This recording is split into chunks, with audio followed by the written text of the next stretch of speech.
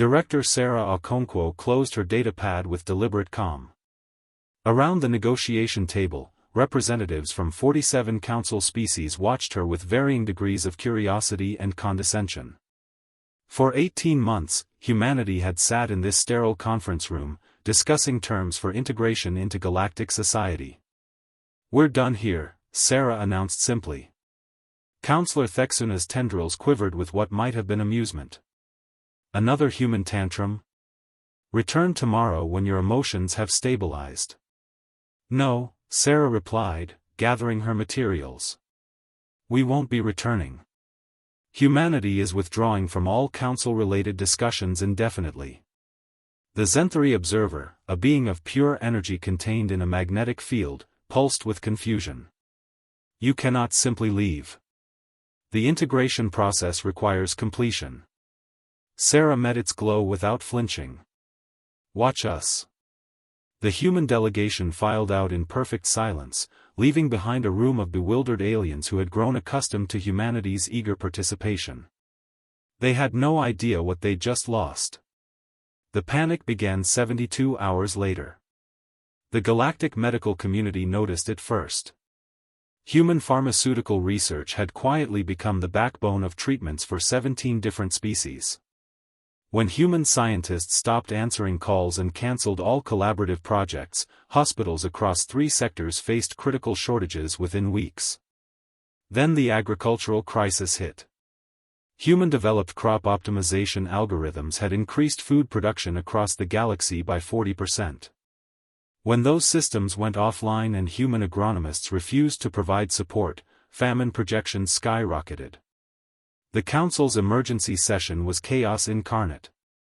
Theksuna's tendrils weren't quivering with amusement anymore.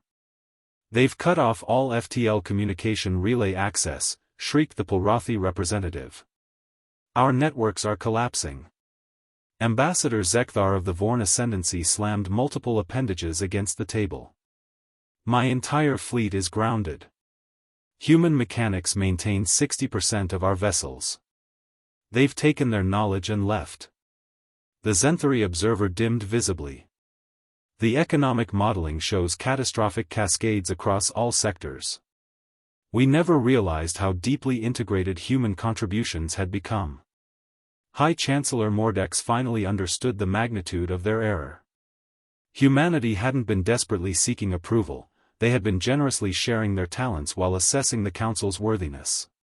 For 18 months, humans had quietly made themselves indispensable while the Council had treated them like primitives begging for scraps.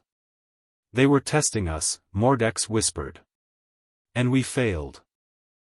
The truth was devastating. Humanity hadn't needed the Council.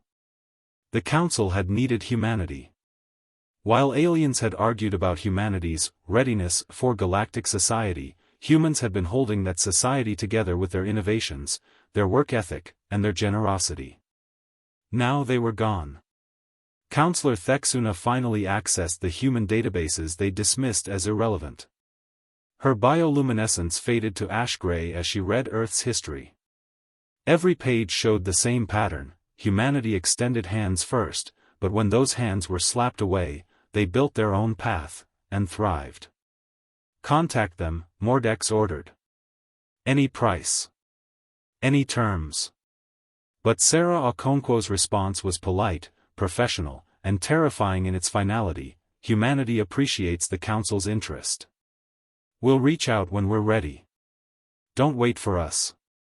The Council had learned too late that the greatest power wasn't forcing others to need you, it was being so valuable that your absence created voids impossible to fill. Humanity hadn't stormed away in anger. They had simply walked away from those who couldn't recognize their worth. And the galaxy was collapsing without them.